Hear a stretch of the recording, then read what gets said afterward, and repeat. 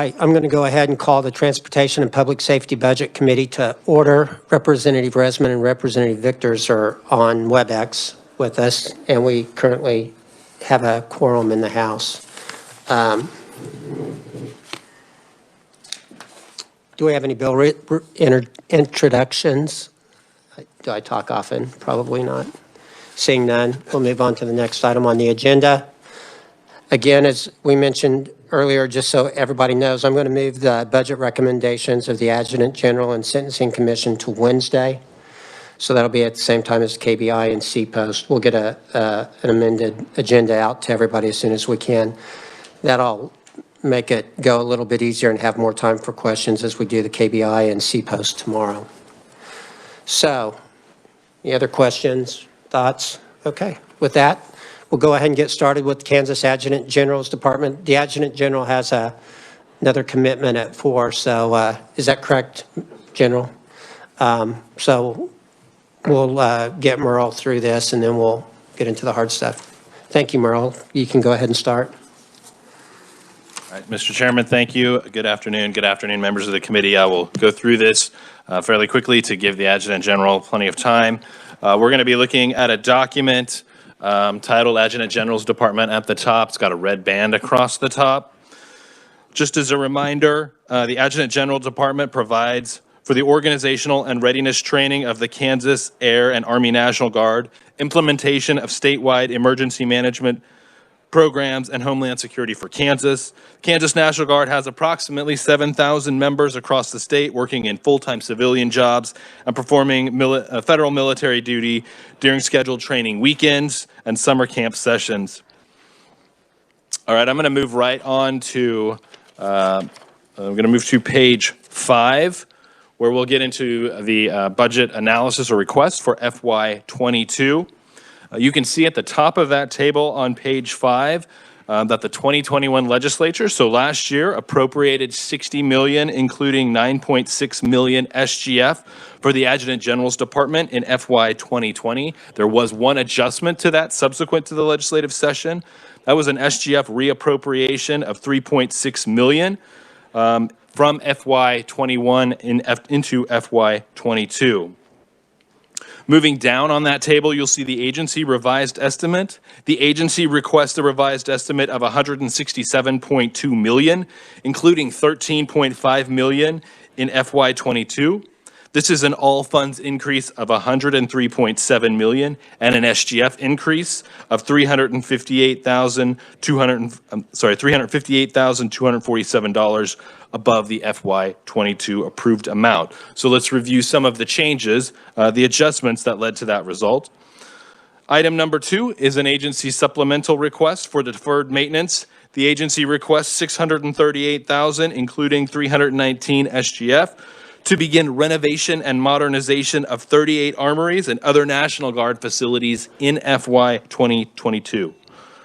The agency notes generally that there is a cooperative agreement that exists between the agency and the Federal National Guard Bureau, in which the National Guard Bureau generally provides 50% match for these expenditures.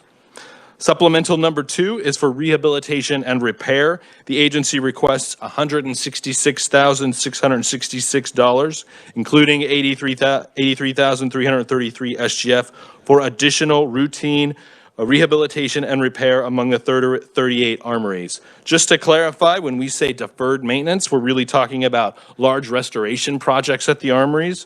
When we talk about rehabilitation and repair, we're really talking about security upgrades, groundkeeping, or improvements to achieve code compliance. Moving on to item 4, agency requests a supplemental for state disaster payments. Agency requests $22 million, including $2 million SGF, to reimburse eligible expenses of state, local, and nonprofit organizations for federally declared disaster. The agency notes that payments for federally declared disasters require a 25% match. An increase of $2 million SGF would leverage an additional $20 million in payments for flooding in FY 2019 and for expenditures related to the COVID-19 pandemic. Item 5 reflects adjustments for COVID-19 federal relief funding. Agency's revised estimate includes an increase of $49.2 million from COVID-19 federal relief. These funds were provided pursuant to the Federal CARES Act and other subsequent federal legislation. Increase includes $46.1 million from a COVID-19 public assistance grant provided by FEMA. Expenditures from this grant support operations of the State Emergency Operations Center, additional public affairs personnel, and purchase of PPE and contracts for congregate housing, as well as aid to local governments. Monies from the Federal Coronavirus Relief Fund may be used to meet the FEMA state match requirement. And that is significant. You'll see reference to that. Typically, grants like this require a certain state match from state funds. However, with the CARES Act, there was some changes in federal regulation that allowed for the states to utilize funds from the Federal Coronavirus Relief Fund to serve as that state match. That Coronavirus Relief Fund was provided as discretionary aid to states, and federal regulation allowed them to use that as the state match. There's also an increase of $1.7 million from the Coronavirus Relief Fund that was awarded by the Spark Task Force last year to partially meet that FEMA state match requirement. An increase of $1.3 million from an Emergency Management Performance Supplemental Grant provided by FEMA, which primarily supports pandemic recovery planning. You'll also see there are some adjustments related to other state disasters. So these would be state disasters that occurred previously and are not related to the COVID-19 pandemic. Item number 8, COVID-19 Response Fund. The agency's revised estimate includes a decrease of 1.8 million SGF, which was initially provided to KDIM for COVID-19 response.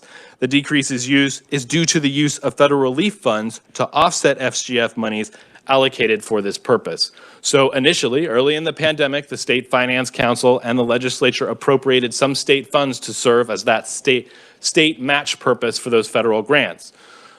Federal guidance later changed and allowed those coronavirus relief funds to be used in that purpose, which means some of these state funds were not used for that purpose, so you see a decrease in expenditures from them. The agency's revised estimate also includes 289 FTE positions, which is an increase of 1 FTE position above the 2022 approved amount. Moving on to page 7, we'll quickly go over the governor's recommendation. Governor recommends expenditures of $168.2 million, including $13.5 million SGF for FY22. This is an increase of $1.1 million, all from special revenue funds above the agency's revised estimate. Item 10 is primarily the only adjustment that the governor made.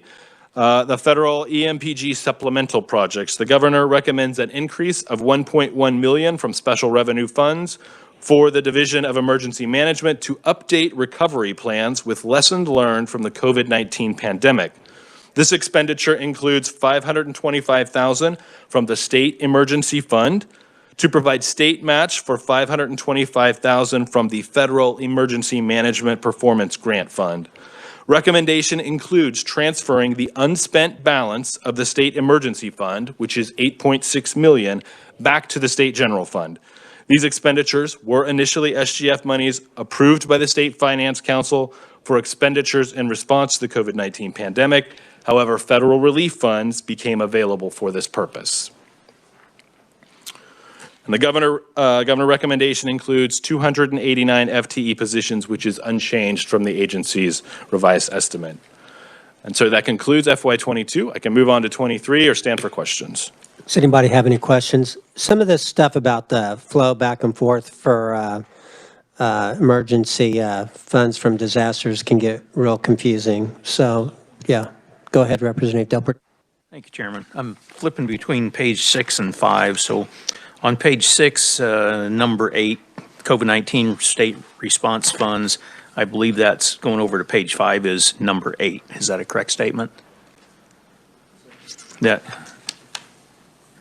I'm sorry. Number 8 on page 6 refers to the 1.8 million, and I think on page 5, line item number 8 there inside the little graph, if you would.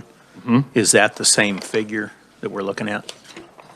Correct. Item 8 on the graph, COVID-19 state response funds. 1.76, whatever. So then on back to page 6, the next line item, number 9, 268,000. Does that show up somewhere on page 5?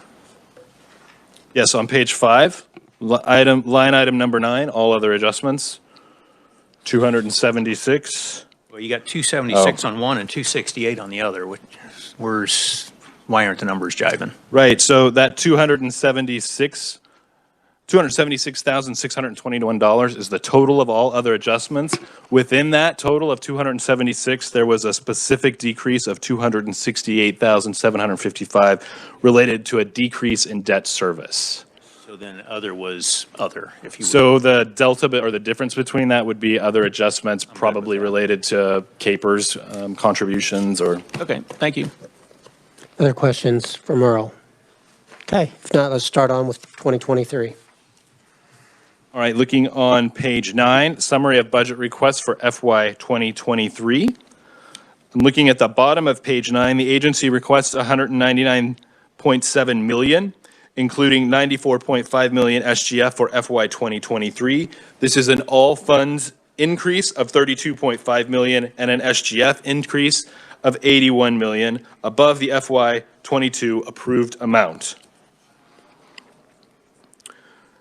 The agency includes the following adjustments. There's an enhancement request, again for deferred maintenance. This time the agency requests $5 million, including $2.5 million in SGF to continue renovation and modernization of the 38 armories.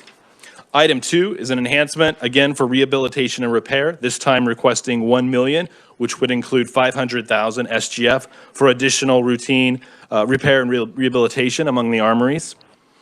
Item 3 is an enhancement related to state disaster payments. The agency requests $20.2 million, including $1.8 million SGF to reimburse eligible expenses at state, local, and nonprofit organizations for federally declared disasters.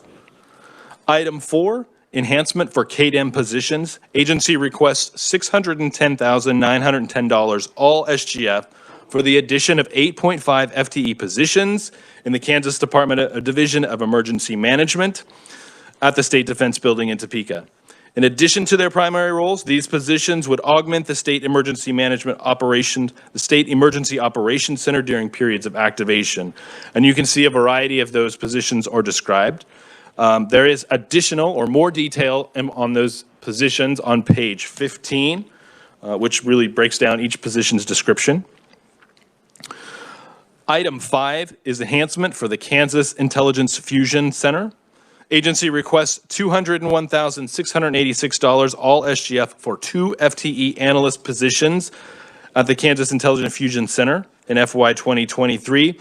These positions would provide essentially analysis on emerging biological threats related to our agricultural infrastructure, primarily related to NBAF, and that facility is going operational later this year.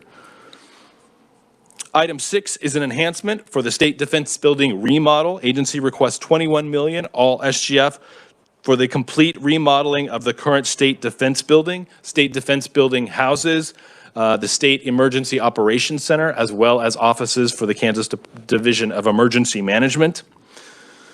Item 7 is an enhancement for a super system licensing fee. Agency requests $125,000, all SGF, for fees associated with managing essentially an online portal that allows local governments to submit emergency planning plans.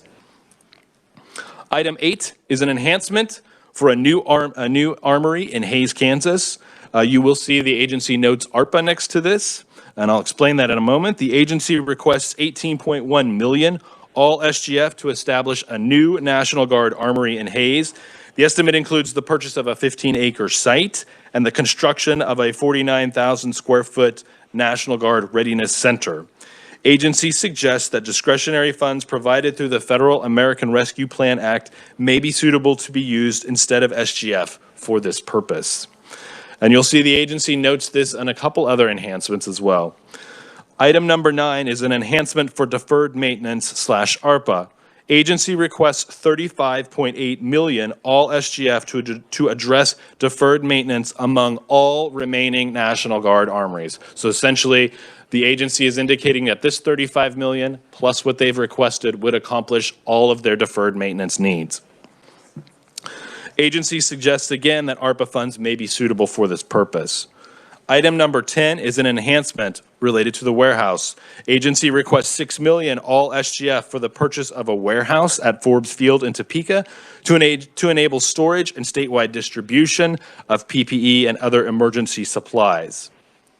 Item 10, agency submits an enhancement request to update ks.gov, which is the agency's website. They request $137,000 all SGF for redesign of the website. Current websites were developed over 15 years ago and present some security vulnerabilities. Item 19, you'll see COVID-19 relief funds. Again, these are adjustments. This essentially reflects the decrease. The agency would receive a large volume of COVID-19 relief funds in 22. This would reflect the decrease of those funds available in FY 2023. You can see item 13, other state disaster payments. Agency request includes a decrease of $24.1 million, including $3.7 million SGF, due to anticipated decreases in reimbursements for those other federally declared disasters. So these would be disasters that occurred in previous years and are not related to the COVID-19 pandemic. You'll see a few other adjustments there, but at the bottom, the agency request includes 299.5 FTE positions, which is an increase of 10.5 FTE positions above the FY22 revised estimate. And those 10.5 positions are the ones I discussed earlier at KDEM and the Intelligence Fusion Center. So what was the governor's recommendation? The governor recommended expenditures totaling $157.4 million, including $42.3 million SGF for FY 2023. This is an all funds decrease of $42.3 million and an SGF decrease of $42.2 million below the agency's FY 2023 request. So what are some of the adjustments? Item 17, KDEM positions. Governor recommends $300,000 for SGF for 4 FTE positions at KDEM, which is a decrease of $310,000 and 4.5 FTE positions below the agency's request. Item 18, the governor recommends $100,843 SGF for 1 FTE position at the Kansas Intelligence Fusion Center, which is a decrease of $100,483 and 1 FTE below the agency's request. Item 19, the enhancement related to the super system licensing fee. Governor does not recommend that enhancement. Number 20, the deferred maintenance, ARPA. Governor does not recommend the agency's enhancement request of $35.8 million SGF for deferred maintenance among all remaining armories. The recommendation does note that ARPA funding should be pursued with the Spark Task Force for this purpose. Item 21, warehouse ARPA. The governor does not recommend the agency's enhancement request of $6 million for the purchase of an emergency supply warehouse. Item 22, enhancement for ks.gov. Governor recommends $124,500 for the website redesign, which is a decrease of $12,500 below the agency's request. And finally, item 24, Office of Emergency Management. The governor recommends an increase of $122,481 SGF to offset by a decrease of the same amount from special revenue funds for maintaining and training statewide communications interoperability capabilities. Where is that, Merle? I'm sorry, I'm lost. I'm on request 14. What page are you on? I'm looking on page 12, item 23, under the governor's recommendation. Okay. All right, thank you. Office of Emergency Management, again, the governor recommends an increase of $122,481 SGF, essentially to offset the elimination of a transfer from KDOT for interoperabilities and communications equipment and programs. So this is part of the ending the bank of KDOT. Right. This would be one of several other adjustments in other agencies to eliminate transfers from KDOT. Governor's recommendation also includes 294 FTE positions, which is a decrease of 5.5 FTE positions below the agency's request. And essentially those 5.5 positions are those positions at KDEM and at the Intelligence Fusion Center that the governor did not recommend. The following pages you'll see in those gray boxes, so starting on page 13, are all the supplementals, the supplemental and enhancement requests that goes into much more detail on those. I would particularly just draw your attention to page 15, where it lays out some of those positions that the agency is requesting.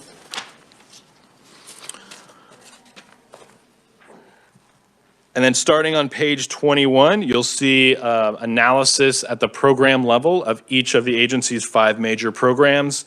And you'll also see the performance measures related to those programs. Mr. Chairman, I won't go into those unless you'd like me to, but I know that the Adjutant General's on a timeline. Finally, I would just mention on page 33, this portion focuses on the capital improvements. Many of those we have discussed. But I did just want to share with the committee that this capital improvement budget has been heard in the Joint Committee on State Building Construction. The committee concurs with the governor's recommendations with only a few adjustments for FY22. The Joint Committee on State Building Construction concurs with the governor's recommendation, but does recommend that Hayes Armory be removed from the list, be excluded from receiving deferred maintenance expenditures, primarily due to plans for building a new armory in FY 2023. And the Joint Building Committee concurred with the governor's recommendation for FY 2023, but recommended that the agency pursue ARPA funding through the Spark Task Force to support the deferred maintenance of $35.8 million, which was not included in the governor's recommendation. Any questions for Merle? Okay. Representative Delperdang. Hey, thank you, Chair. Back page 1223, where the chairman made the comment, ends the bank of KDOT, and effectively it ends the transfers. Can you tell me what, if anything, is still being transferred from KDOT after this takes effect? Because every time I bring that up, everyone will say, but. Well, are gas taxes being transferred over? Or sales taxes? What's actually being transferred after this is stopped? Mr. Chairman, Representative Delperdang, I can't answer the question to that, and I know that that's frustrating, but I can certainly look into it. I know that the governor's budget eliminates several small transfers similar to this of the nature of 122,000 or a variety of others, but I can certainly look if there's others that it did not eliminate. And Representative, I can show you afterwards, especially because of the time constraints on the general's part. That's fine. It was in the KDOT's presentation Thursday, I think, also. We can talk offline. Yeah, I'm well, just a big I'll help you proponent with to that. making it stop. But I wanna Representative know if it's Weigel. there. Okay. Thank you, Mr. Chairman. On item number 8, the enhancement for the new Hayes Armory. I've been there many times, and it should have been replaced years ago. Does the Guard have any sites in mind? And is that the total cost in here for that? Is that the land as well as building the physical structure itself? And I just got a nod over, so that's correct, right? For everybody that's listening, the Major General nodded yes to that. That's an affirmative. Yes. Mr. Chairman, I can't address that. You are, the Adjutant General is correct, yes. Total cost is estimated, the agency has indicated, it's 18.1 million. So that includes 2.1 million estimated for the purchase of the site, and then 16 million estimated for the construction costs. And the Adjutant General will probably know more, but I don't believe that they have selected a site as of yet. I believe you were asking that, but that may be relating to wanting to secure the funding. I was just wondering if there would have been a cost factor one side over another, and I bet if that's all included in that, then I'll take that. So that's all I have. Thank you for your presentation. Any other questions for Merle? And let's think about the questions that we really want to ask the Major General, because he's going to walk out on us because he likes the Senate more than he likes us. Yeah, we're going to take some stuff from him for that. Yeah, go ahead, Representative. Thank you, Mr. Chairman. On number 18, that's in Manhattan, the Animal Disease Control Center, Fusion Center. Is that correct? No, the Fusion Center is located here in Topeka. They are wanting to bring this person on board in relation to threats that may emerge with the existence of NBAF in Manhattan. So the position would be located in Topeka. The concern is the facility is in Manhattan. Tell me, they want to have a decrease or let one less person? They've requested 2. The governor is recommending 1, so they get 1 less than they've requested. So I guess the threat isn't that much. Thank you, sir.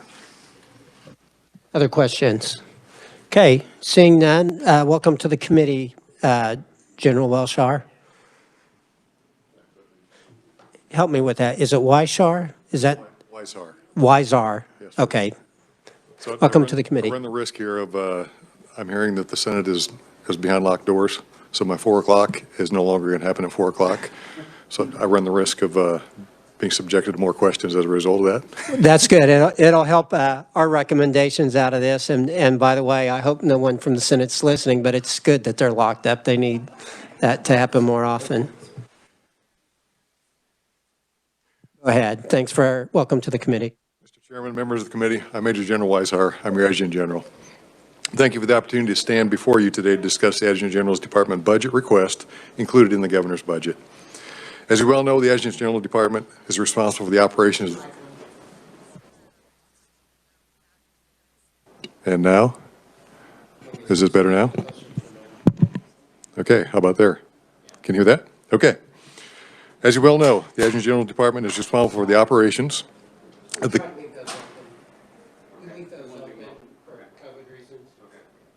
the Kansas Army and Air National Guard, as well as Kansas Homeland Security and administrative support of the Kansas wing of the Civil Air Patrol. The diverse nature of the agency makes it unique in that it receives funding from both the state and federal government. As you'll see from the governor's and our budget request, there are portions which are entirely state, portions which are entirely federal, and some of which are a match. The federal dollars are unavailable without that state match. So that's why it's important that we understand all of the different avenues of our funding. The following requests include the items that are essential for the department to execute its mission in synchronizing multi-agency assets, utilizing integrated planning, coordinating local, state, and federal resources, providing equipped, trained, and ready Army and Air Forces, rapid emergency response capability, and cohesive Homeland Security capability to protect life and property in our state and protect national interests, both Kansas and abroad. Your support of these items is not only critical to military readiness, but also emergency management activities that support and protect our state and nation. So if we go to, I think you all have slides. So we'll just jump right into slide number 3.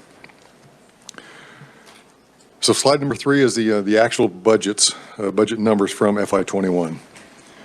As you can see, our budget allocation from the state is relatively small to the overall budget. Again, I talked about we get funding from various levels and various entities. So 2 things that stick out in my mind in this particular graph. There's 2 things on there that are 100% state funded. And that is the emergency communications and the Civil Air Patrol. We get no federal funding for those. But all in all, it's important that we get our state budget to get that large federal budget that we get. And as you can see down there at the bottom of the slide, the second from the bottom line, we have a pretty large emergency disaster relief fund that continues to push money into the state. You see the state match there of 1.7 on that slide, gets us 25 million federal dollars. And then the bottom one, COVID-19 relief, we'll really test on that. That is an anomaly for us. Normally, the state is responsible for our state share. We've been able to use federal dollars for COVID-19 relief funds. So that was a question last year about how much we have spent with COVID-19 relief. We wanted to show you that there is zero cost this year because we're using federal dollars to take care of that state match. Now, if we go to the next slide, it's merely a graphical depiction of the percentages that we get from the federal government relative to our state budget. If you look at the top left, our Army Guard facilities, 88% of the funding for our Army Guard facilities is federal budgeting. Top right, Air Guard facilities, 89.4% of the budgeting is taken care of by the federal government. And then down in the center, the Kansas Division of Emergency Management, 84% of their budget is taken care of by the federal government. So next slide, we talk about the open disasters. And Merle talked a little bit about that, where we have a state match to get a lot of federal dollars. These are the open disasters currently in the state. It takes 4 to 6 years typically to close a disaster as all those claims continue to come in. So if today everybody had all their claims in and we were to pay that bill off, it'd be $15 million. Well, we're not asking for that. We're asking for a much smaller amount because the claims, again, are open. Typically, what happens on a disaster, it's a 75-25 split. That 25% is the state share, 75% is paid by the federal government. Then that 25% gets split a little bit further into the state. 10% of that belongs to the state, and 15% belongs to the county.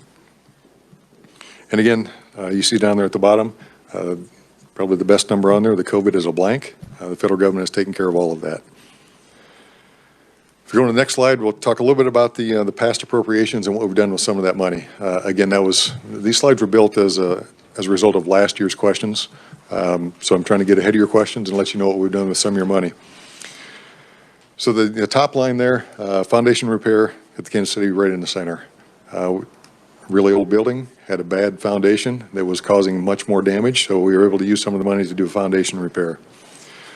Iola Armory, we updated the fire suppression system and fire alarm system. Again, it's a life, health, safety issue. Generator repairs, multiple armories across the state. We repaired the generators because these armories we can be using them as a warming shelter. We can be using them as community centers, so it's important to us to get those things repaired and in good shape. And then the last one on there, exterior overhead door repairs and replacements. Well, so you ask, what's the so what? Well, that just shows you that small dollars are really important. It's no different than the garage door at your house. If it's not working and you have no money, it's important. The last one on there, State Emergency Operations Center. Last year we were provided $1.6 million to look at an architectural redesign of that State Emergency Operations Center. Through COVID, we determined that the SEOC, as we call it, is not set up for a pandemic. It's not set up right for a full-fledged state-level response. So as we're responding to COVID, we also had wildland fires. We also had floods. So we ended up using a couple of extra buildings so we could separate and segregate our people.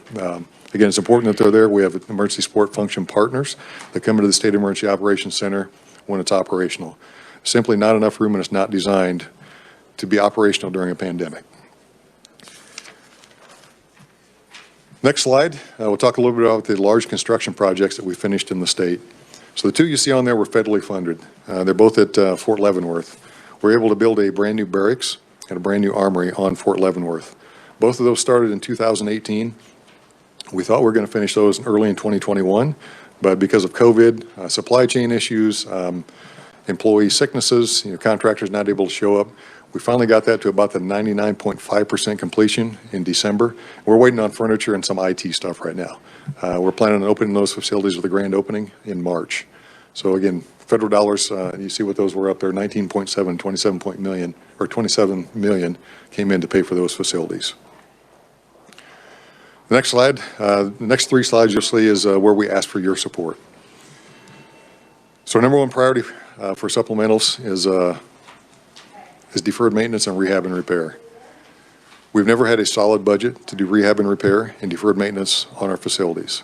As Merle said, we've got 38 armories across the state. The bill today to repair every one of our pieces of deferred maintenance is $36 million. Well, how did we get there? Well, every year we're in here begging for money for deferred maintenance.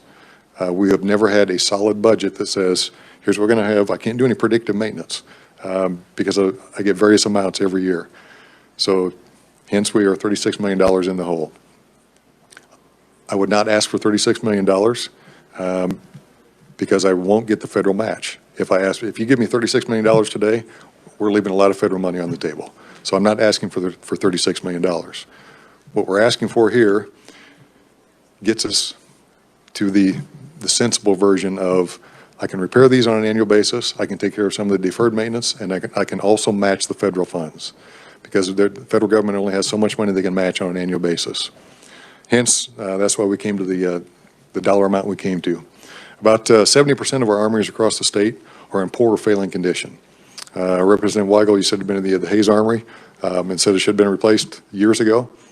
We have multiple facilities that look exactly like that. So again, 70% of our buildings are in poor shape, and they're in some cases they're an embarrassment to a community, and it's our fault. So we're trying to get after those things and make them look presentable and be a place that you want to be proud of to go to in your communities.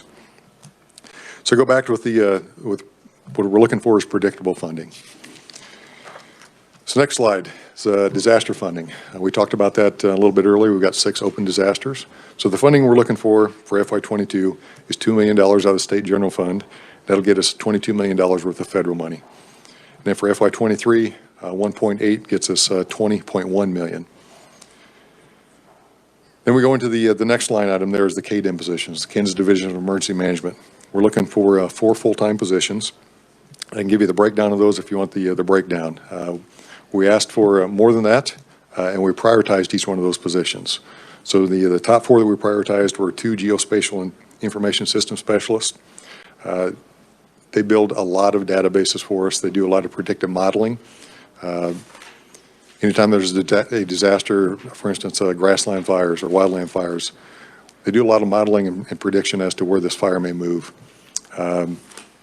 Counties call, I won't say every day of the week, counties are calling on a weekly basis for us to help them with their modeling, and that's what we're there for. The next one is a resource management planner. So again, COVID really highlighted some of the things that we were significantly short on. We've got a state warehouse that has stuff, it has assets. We have nobody to manage that. We have nobody to manage all those resources as we push them out across the state. So that was how number 2, or that rose up to our number 2 priority. And then the third priority, but the number 4 position is a curriculum trainer. We're responsible for training all those county emergency managers. And we're failing in that respect. We're not providing enough training because we don't have a trainer. So that's what we're asking for is a dedicated trainer so we can go out there and provide that training to those county emergency managers so they can respond to our citizens better on a daily basis. General, do you get federal match on these positions? Or are they 100% state funded? These should be, I got to ask my finance guy, these are state funded positions. And you feel like you can fill those 4 positions with $75,000 a pop, including their benefits? We think we can. Okay. Because they're not high-paid positions. The GIS positions are much higher pay than the trainer or basically a warehouse manager. So we think we can do it. The 4th district, obviously, we talked about the KDIM position. So the next line item up there is the KIFC position, the Kansas Intelligence Fusion Center position. And that is a bio-ag intelligence specialist. As Merle briefed earlier, with NBAF coming online, again, if I said a whole mouthful of what the agency is responsible for. Well, Homeland Security is one of those responsibilities. So we have to know what threats exist, what threats are alive and well in Kansas, and the only way we do that is through analysts. So to answer your question about where would they be located, and I'm kind of happy you didn't know where that was. We have a Kansas Intelligence Fusion Center right here in Topeka that they do some good work for us. We'll leave it at that. So that's what we're looking for with that for that position, because we know and believe there will be more threats to the state with NBAF being there. That's just you can read open source information and find out. Plum Island is where a lot of that work is done right now. You can go out there and do some Google researching and figure out what kind of threats are out there to the state. So again, we don't know that if we don't have anybody doing the research on it. All right, next slide. State Defense Building Remodel. Again, we were provided $1.6 million to do a design. So now we're asking for the money to remodel that building. We looked at several different options. We looked at an option of a brand new building. Brand new building was right at $40 million. There's nothing wrong with the structure of this building that we have. So for half the price of a new building, we can remodel the current building.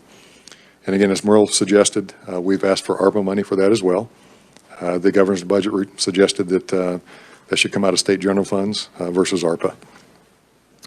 The Hayes Armory. Say that again. The governor recommended that it come out of state general funds instead of ARPA? Yes, sir. And what was the rationale behind that? I don't know what the rationale was. Okay. The Hayes Armory is the next one on the list there. Great question. 18.1 million. 2.1 is for land, and 16 million is for the facility. We've got some locations identified, and we've got a team asking around of, hey, is this for sale? So we don't have a specific location. What I've been told is we have 4 general areas that we're looking at. So it'll be about 15 acres that we're looking at out there, but it'd be close proximity to Hayes. And again, same thing we suggested. We've asked for money through ARPA as well. The question, we had a question about that, hey, doesn't the federal government normally build those armories? So you go back to the two federal properties that or federal projects that we had. Well, the answer is yes. But right now, we're looking at FY28 at the absolute earliest that we would even be considered for anything. And every state is in the same position. All the armories across the nation were built in the 50s. So I think we'd be waiting longer than 2028 to replace that Hayes Armory that's out there. We can't expand on the location it's in right now. It's in a floodplain. I have to believe that when it was built 60 years ago, it was not in a floodplain. So we can't build on the site. We don't want to expand on the site. It's just not a good utilization of money. Has it ever flooded? Not that I'm aware of. Representative Weigel. I can speak to that. I don't know if it's ever flooded to the armory, but Big Creek is approximately less than 100 yards straight south from where the armory is. It's right off of Main Street on South Main. And periodically that does flood during heavy rains because everything comes down and washes into Big Creek. It gets up and then the next day it goes. So there is a potential of flood, but like I said, I've never seen any out there probably since I was a kid out there in the 50s. So. I'm sorry, go ahead. That's okay. Then the last line up there is the rebuild of the Kansas ks.gov website. So we've got a website out there that emergency managers need to get to. So it's not just an internal website. It was designed 15 years-ish ago, and we simply don't have the IT staff on board to redesign that for us. And again, then $125,000 may not seem like a lot of money until you don't have any money, hence the ask. So with that, that concludes my slides. So again, I ran the risk of letting you know I didn't have to leave at 4 o'clock, so now I'm open for questions. I don't know, I just saw a senator leave, so maybe they're waiting on you. That's okay. I'll tell them that you're the boss right now. Questions, committee? Representative Delperdang. Thank you, Mr. Chairman. Appreciate you being here. This is not necessarily on this budget, but I want to say 1-2 years ago, we had heard a couple of times about, I believe, the Topeka Armory needing heating and cooling system. Did that get replaced? Yes, sir, Or it is did. it So on- that was, we actually briefed that last year, that as we did the roll-up of here's what some of your money has gone to. So again, that was another, hey, way to come in and beg and plead for that money because we had no normal budget. Well, I believe it had been rejected a couple of times on It had it at been. least. Yes, So, sir. So okay. yes, that got repaired. Okay, and then Chairman, can I ask kind of an off-the-wall question here? And I'm trying to tie it back to the budget here, but if you don't want to answer this, fine. But I've had a couple constituents reach out to me concerning the COVID vaccinations, and if they refused it, they're getting discharged specific to the Kansas National Guard. But I'm curious, is that the case, or if it is it maybe tied into some of this federal dollars and, the readiness for a federal perspective? Could you give me just some insight on that? Yes and yes. That's what I kind of thought, but So yes, we have airmen that will be discharged. So all this came from the Secretary of Defense. It came to us as a lawful order to get the vaccination. Should you opt to not get the vaccination, that's okay, but you are violating a lawful order. So there's a sequential steps of disciplinary actions. Ultimately will end in potential discharge. So I found out this morning we do have a small number of airmen that will be discharged soon because they've opted not to receive the vaccination and opted to violate that order. So should we not get vaccinated, at a much larger scale, that runs into federal funding. So as is played out through several months, and you see it in the news, there are other states that are challenging the Secretary of Defense, challenging the President. By law, we are a federally recognized unit. We are federally recognized as the Kansas National Guard. We're not a state militia. We're part of the United States National Guard. As part of the United States National Guard, we have an oath to the federal government and an oath to the state of Kansas. So should we not follow federal orders, there's no reason for the federal funding to continue to come to us. So we have billions of dollars worth of equipment. We have airplanes, we have tanks, we have weapons. there's no reason the federal government would have to continue funding us if we are not willing to fulfill our federal obligations.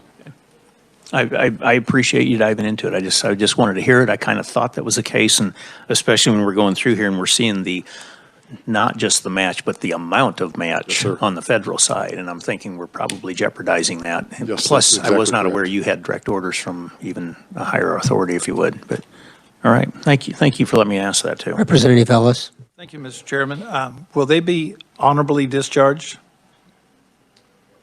What the NDA currently says is they will not be dishonorably discharged. So they could go through a general discharge, but there is no dishonorable discharge allowed. And in fact, I think I have that in here. It's, anyway, through the National Defense Authorization Act, says we are not allowed to dishonorably discharge an airman or a soldier. So they will not be denied any benefits like retirement or? Yeah, so it's really, it depends. If an airman or soldier is discharged strictly for refusing the COVID vaccination, they should not be denied any benefits. There are multiple instances where the COVID is the final straw, the COVID vaccination is the final straw. So it's as if and when you hear something from your constituents, this was the last straw. So there may be more things other than just the denial or refusal of a COVID vaccination.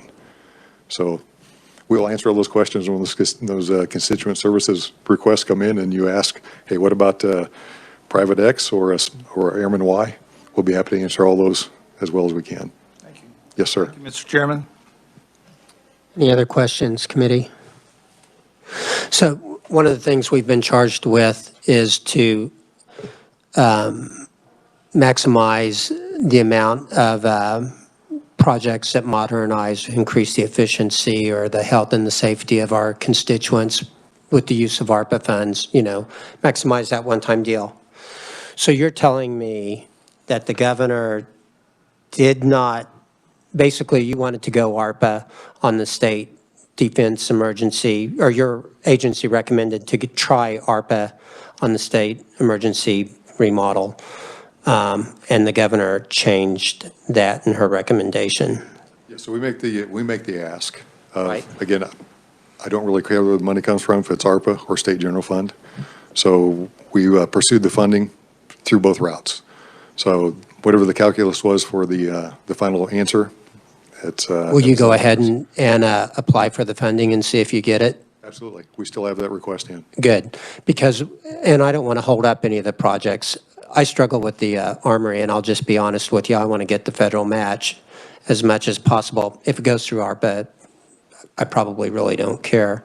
But I do struggle with SGF funds for the Armory and Hayes personally. And I'm sure Representative Weigel does not struggle with that. I can tell already. So, but I want to make sure that we're going after those. Would there be a chance that I could sit down with Major Leopold prior to when we do our recommendations so that I've got a clear understanding of what you're applying for ARPA for?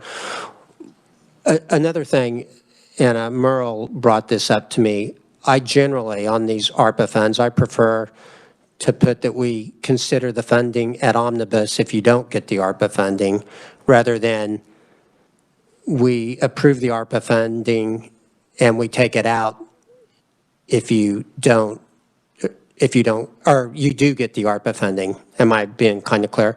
Now, Merle was concerned that maybe if we do it that way, we slow up some of the process for you guys because you're uncertain about your funding. That's the quandary I'm in. I don't want to create needless impediments, to the success. So, if we could sit down on some of those so that I've got a real clear definition on, I don't want to create needless barriers, to proceeding. So I'll volunteer Major Newhold's time whenever you need it. Yeah. Susan, can you make sure, get with my schedule and make sure, because we'll have a little more time to work this out too. So we'll do those things on Wednesday. Committee, this is like one of our big budgets, so feel free to ask any questions you want. So what'd you do on the 33.5 million? You dropped that back down to 2.5 million for the federal match on the rehab and repair. Is that right? Or deferred maintenance? Grand total is 5 million. How much, Rehab, repair, and deferred maintenance together. how much can you draw down a year for rehab and repair and deferred maintenance and all of your deals? You've got a limit. As far as the federal match? Yeah. We have been relatively successful in the $5 million range. So But that's just for, is that for all things or just rehab and repair? rehab and repair and deferred maintenance, they kind of lump those together. Okay, So it's going to be tough to get more than 5 million. okay, And again, we can talk about the federal government. As long as we continue with the continuing resolution, I don't know what we're going to get from the federal government. But again, we don't, my desire is the same as yours. I want to match the federal dollars as well as we can. So I would not ask for, today I would not ask for more than $5 million total between the deferred maintenance and repair and rehab, because the federal government more than likely will not give us more than that. okay. And this is one of those years where I want to maximize the federal government match for non-reoccurring expenses like taking care of our facilities if we can, so, okay. Any other questions? All right. Oh, Representative Delperdang. Just real quick, appreciate it. The National Bio and Ag Defense Facility in Manhattan, when does that actually come online? Can't hear you. The belief is, again, I had got a briefing with those, with that staff last week. Their belief is they're going to be somewhat operational this summer. So they're much better experts than I am. Right. But so as I was trying to do our planning as to how do I prepare for this, my belief is they're going to be somewhat operational this summer. And you'll have 2 FTEs dedicated to that, is that what I'm seeing here? If we bring this one on, we will have one dedicated to it. Right now, we're kind of splitting the workload with a couple other people that, okay, I don't need you to focus on this right now. We don't have somebody to focus on bioag. So I've got about a half-time person working bioag stuff right now. Okay, thank you. Any other questions? All right, thank you very much. Thank you for your support and giving me the opportunity to stand up here and answer lots of questions. Okay. All right, let's move on to the next item on the agenda. We'll have a budget presentation by Merle Riedel for the Kansas Sentencing Commission.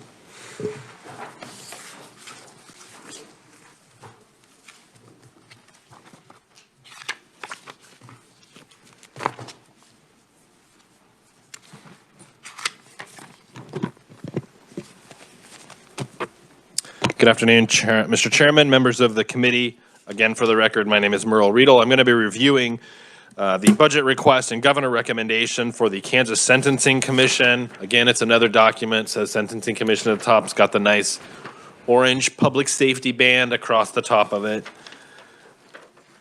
Looking on page 1, just a general reminder of what the Sentencing Commission is. The Sentencing Commission really kind of has 2 functions. The first function is to essentially serve as a data processing center for criminal justice information in Kansas. They use that information to create, to do data analysis, to create prison population projections that reach out 10 years into the future. They use those to also provide analysis or impact assessment regarding legislation. They provide that information to members of the legislature, to the governor, and how those legislative adjustments might impact the prison population. And they also administer what's called the SB or Senate Bill 123 Substance Abuse Treatment Program. And we'll get into more details in a moment, but that really comprises the bulk of their SGF use for that agency. And that provides substance abuse treatment for offenders that are serving on probation or parole in the communities. So not those inside of correctional facilities, but those in the community. I'm going to move on to page, we're going to go to page 14. Just really quick, I'm sorry, not 14, page 4. Looking towards the bottom of page 4, just want to lightly touch on the State General Fund. You can see a graph there that depicts some usage from the State General Fund over the last 10 years. For the Kansas Sentencing Commission, SGF expenditures have averaged about $7.3 million annually since 2014. Expenditures are primarily used for the SB 123 program with an average of $6.4 million annually, and operating expenditures in the administration program, which average about $952,000 annually. Salaries and wages typically comprise 65% of the SGF expenditures in the administration program. The agency typically currently has 14 FTE positions, so it is not a massive agency, but it is a smaller agency that is primarily state general fund funded. Quickly on top of page 5, you will see that the agency does maintain a general fee fund. That is not a significant fund. It primarily draws revenue from the sale of annual publications, or if there is data requests from other justice-related entities, that general fund will receive those funds, but it's typically not a significant amount. Looking on page 6, we'll get into the budget request for FY22. And you'll see that the legislature did approve a budget of $10 million, including $9.8 million SGF for the Sentencing Commission in FY 2022. There was one adjustment to that budget, and that was an SGF reappropriation. So the agency received an increase of $3.8 million SGF that reappropriated from FY 2021 to FY 22. So if we take what they were approved and we add what was reappropriated, the agency requests a revised estimate of $13.6 million, including $13.6 million SGF in FY 2022. This is an all funds increase of $137,418 and an SGF increase of $14,984 from the FY 22 approved amount. So some of the adjustments within that. Item number 2, the agency does submit a supplemental request for a salary adjustment pay plan. This is the initial phase of what is proposed as a 2-year pay plan implementation. Agency requests $17,605 SGF for the initial phase of that 2-year salary adjustment plan. This plan was recommended by a third-party salary study. The study concluded that the majority of agency positions were near or below the market rate, which has resulted in turnover in skilled positions that are in demand among other justice-related entities. And the executive director is here and can probably speak more of that, but the agency has a lot of positions that specialize in data analysis and criminology, and those positions are in demand by federal agencies and by even some state justice-related agencies. Number 3 is an adjustment for 2021 HB 2026. So HB 2026 was a bill that was passed during the last legislative session. That bill would expand or provide substance abuse treatment for offenders that enter into diversion. So whereas the previous SB 123 program provided treatment for those that were convicted and serving on probation, this now expands that to those that enter into diversion. That bill passed last year. However, there were no additional funds appropriated for that purpose. So the agency has requested a revised estimate that includes an increase of $166,471 SGF for expansion of the online treatment provider payment system to accommodate those provisions of House Bill 2026. You'll see item 4 is just a small adjustment to the general fee fund, which was really primarily a result of less revenue to that fund. Item 5, 2003 SB 123 Substance Abuse Treatment Program Adjustment. The agency's revised estimate includes a decrease of $341,772 SGF for the SB 123 Substance Abuse Treatment Program in FY 22.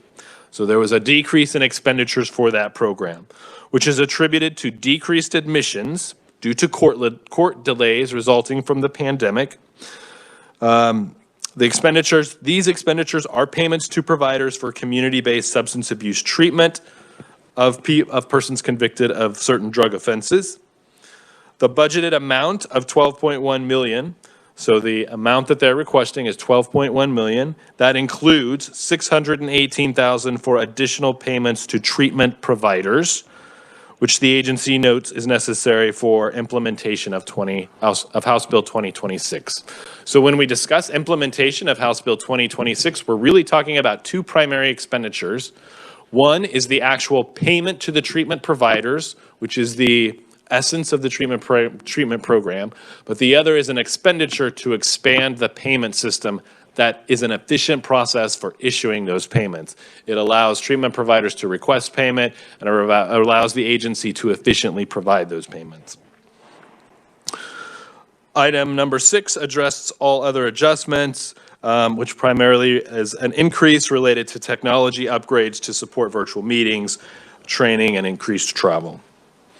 So then we move on to to the bottom of page 7, we get into the governor's recommendation. The governor recommends expenditures of 9.8 million, including 9.8 million SGF in FY 2022. This is an SGF decrease of 3.8 million below the agency's FY 22 revised estimate. So the major adjustments that the governor recommends is an SGF reappropriation lap. So if you'll remember, I mentioned that there was 3.8 million that reappropriated. The governor is recommending to lapse or to decrease expenditures by that amount and return those funds to the state general fund. So this would lapse 3.8 million from the SB 123 program, which is the amount that reappropriated from FY22. The remaining amount of 8.3 million for the program in FY22 would include that 618,578 for payments to treatment providers resulting from implementation of House Bill 2026. So she is essentially taking away 2.8 million, leaving 8.3 million for that program. And part of what that 8.3 million includes a small amount of reappropriations that remains with the agency, in essence, to support implementation of House Bill 2026 in 22. Item 8, under the governor's recommendation, this relates to the supplemental request for the salary adjustment, the initial phase. The governor does not recommend 17,605 SGF for the initial phase of the agency's salary enhancement plan. However, the recommendation does include funding for the final phase, and you'll see when we get to 2023, that's really the bulk of the pay plan. She does recommend funding for the final phase of the salary adjustment with some modifications. Governor's recommendation includes 14 FTE positions, which is unchanged from the agency's request. All right, so that concludes FY22. I can stand for questions or move on to FY23. Questions for Merle? Merle, so when you've got the lapse of the 3.8 million, and then you talk about where the governor took out the supplemental salary adjustment, she did approve item 3, 4, 5, and 6 then? She did not approve item 2, you are correct. Item 3, she in essence did approve because she left some reappropriated monies. She left that with the agency for implementation in 22. That's significant because you'll see in 23 there is also an enhancement request for a similar purpose that she does not recommend. So she is the recommendation includes money for this purpose in 22, but will not include it in 23. Okay. And then the general fee fund adjustment, item 4, she is recommending that adjustment. And item 5, the 2003 SB 123 program, she is reducing that. You'll see that the agency is requesting 12.1 million. She does reduce that by 3.8 million. Right, which basically is item 1. Yes. Yeah, okay. All right.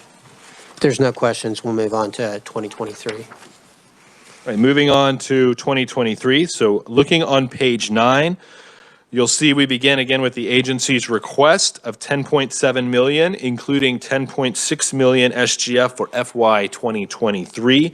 This is an all funds decrease of $2.9 million and an SGF decrease of $2.9 million below the FY 22 revised estimate. So some of the adjustments that the agency is requesting. The agency requests an enhancement for a salary adjustment plan. Request is $91,082, all SGF, for the final phase of a 2-year salary adjustment plan, as recommended by that third-party salary study. This phase includes a 5% pay increase for certain employees based on the duration of their employment. Item 2 is an enhancement. So the agency is requesting additional SGF money for implementation of 2021 HB 26. Agency requests $764,293 SGF to sustain implementation of HB 2026, which, as we discussed, allows for community-based substance abuse treatment for certain offenders who have entered into diversion agreements. So these expenditures, that number of $764,293, that includes $618,578, again, similar to the previous year, for payments to treatment providers, and $145,715 to maintain expansion of the online treatment system. So the expansion of the digital payment system. Item 3, SB 123 Substance Abuse Treatment Program Adjustment. The agency request includes a decrease of $3.6 million SGF from the SB 123 program for FY 2023. So the agency is requesting this prior to them knowing that the governor was going to essentially recommend to lapse that to lapse those funds. So for the agency, those funds those are based off of reappropriated funds that were available in 2022, but would have no longer been available in 2023.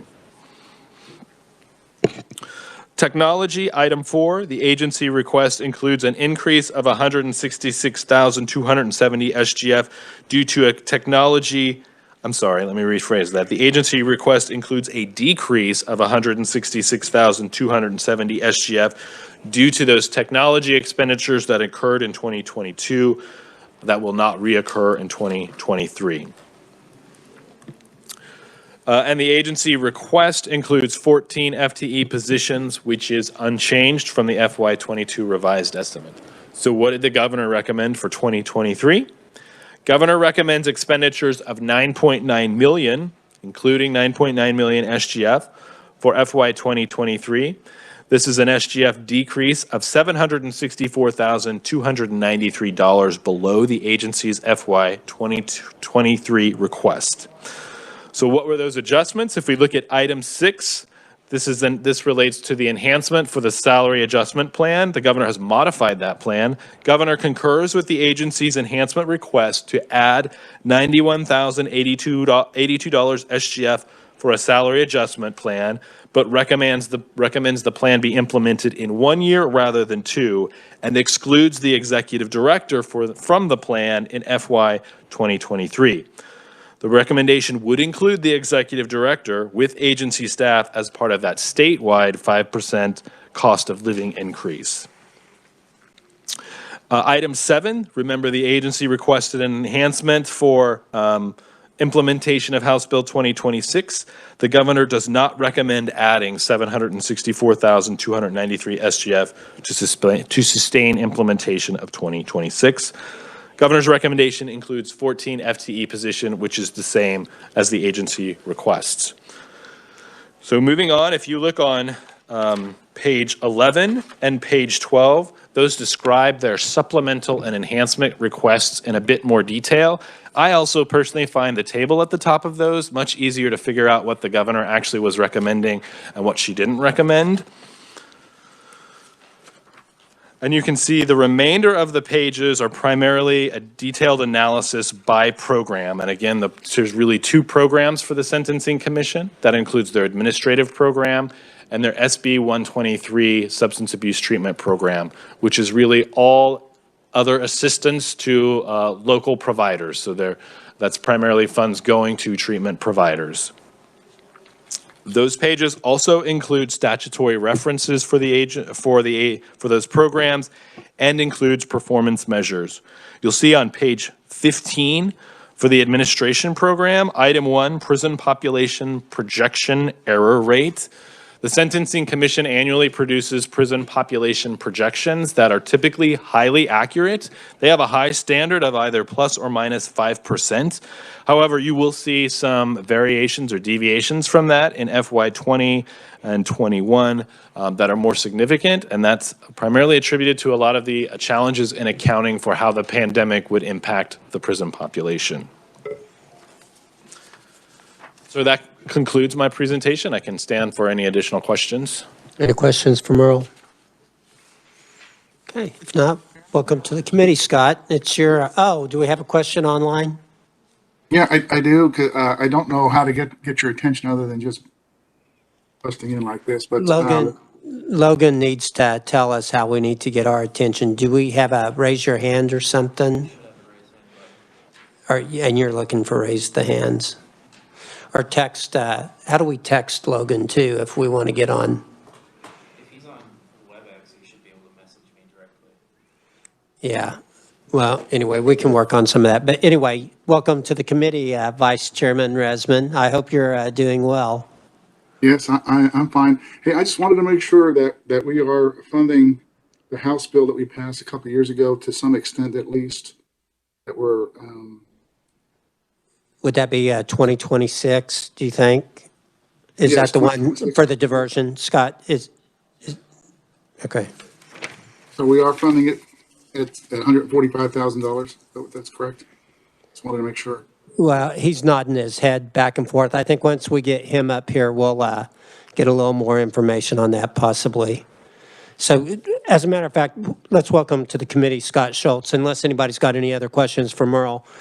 And why don't you address just off the bat that HB 2026 implementation and whether we're funding it or not for Vice Chair Resman? Certainly, Mr. Chairman. Thank you on behalf of the Sentencing Commission, Scott Schultz, the Executive Director. Representative Resman, 2026 was passed last year, as you know, that allows for divertees to be able to receive substance abuse treatment.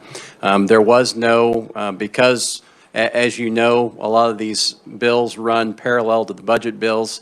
2026 was passed, however, it was not included in the budget. And so I spent several weeks trying to figure out where we were going to actually pull funding for this. The reality has been, however, and as you recall, 2026 is a diversion bill, which is the province of a prosecutor, and that essentially makes it discretionary. And in doing so, the prosecutors have to agree to take on that particular program. It falls within the criteria. They can actually then take advantage of the state-paid funds. We also had, as you know, we have a vendor that handles all of our Senate Bill 123 payments. We actually had to do some computer programming to actually get that up, and that took at least 90 days for them to actually do that. The fast forward to right now, we do not have a single individual or invoice that we've received for the 2026 program.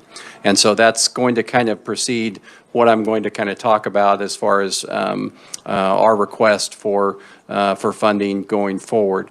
What I anticipate, because it is a discretionary program, that this will be kind of a trickle, not a floodgate opening type of situation in which we will kind of incrementally start increasing with actually receiving invoices. But same infrastructure as Senate Bill 123, same treatment providers that are certified currently. And so that is, but in answer to your question, we did not receive any funding from last year. So clear this up for me, though. We have a $3.8 million reappropriation from last year, so why wasn't there more than adequate funding to fund that program? Why can't we use those other funds? I anticipate, and what my recommendation today to you is that we are going to be able to handle that. I've been able to look through this. The program is set up, SB 123 program is set up, we don't control who's coming through the door. It depends on how many folks commit possession or small sale crimes, how many the judge actually orders. So we do not control that front door. So in the instance of COVID in the last couple of years, we've seen reductions in the number of invoices that we've received. Therefore, based upon being able to extrapolate that, we believe we can actually handle not only what's going to be for the rest of 2022, which is probably not going to be that many, and possibly 23. If we start having issues, I'm certainly going to be probably coming back to you with an ask. But we believe we can handle that. The programming cost, which was I think the 146 or whatever it was to Beacon Health Options, we believe we can cover that as well. So we're trying to be as fiscally responsible as we possibly can to be able to cover those costs rather than make the request as we did back in September in our original budget. Right. I just want to make sure that we don't have silos that are getting in the way. I've heard that we didn't fund it. I'm going, well, shoot, we've got a $3.8 million reappropriations. It's not for lack of money in your agency. Right. And due to the fact that, you know, as I said, that we didn't have the number of invoices, it became apparent subsequent to the submission of the budget that we could actually absorb that cost. So, So while we're on this subject, though, and one of the things I think you heard me talk with the Adjutant General, that, you know, we've been tasked with trying to find good investments for the citizens of Kansas that we can use for the Spark and the ARPA money.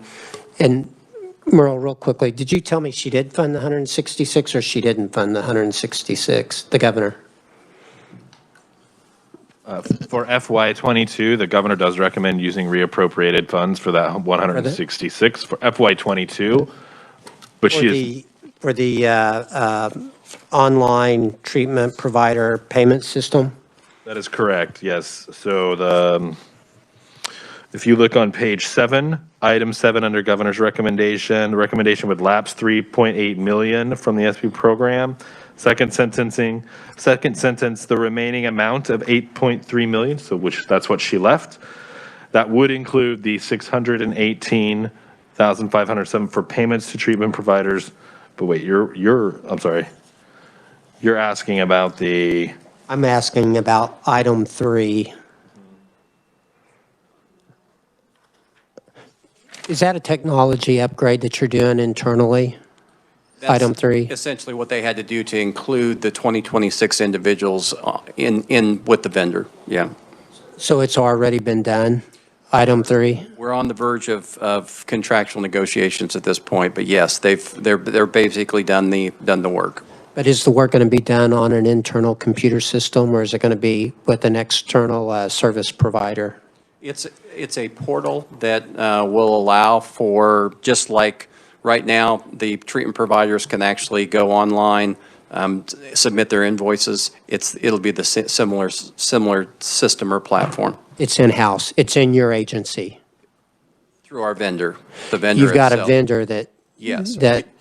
has the what do they call them? The computer, the hard drives. They have the servers and the platform that actually handles and maintains and stores that information. And the reason I'm trying to get into the details on this is this seems like it would be a government efficiency project. I don't want to slow the project up. That's not my intent.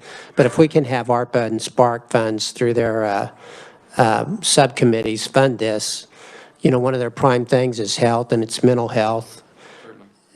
Somehow I think this might be a way that we could supplement your funding and at the same time make more funding available for substance abuse, you know, for some of these other programs. Yeah, we certainly would be, would be willing to entertain that. Have you looked into any of those Spark and ARPA things through the 4, what do they call them? The 4 subcommittees is what I keep. Advisory panels? The Department of Administration has sent out notices to agency heads about Spark funding, and I think that closes This is kind of a different one. They're just ramping up. They haven't even met for the first time, but there's an online application system.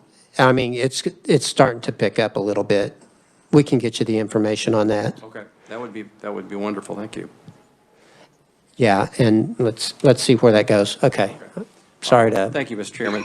So I wanted to briefly say, and this will disappoint Representative Weigel, we wanted to withdraw the $20 million Hayes Annex that we were going to set up for our office in Hayes. So I apologize about that, but we're going to have to let the Armory take that place, I guess.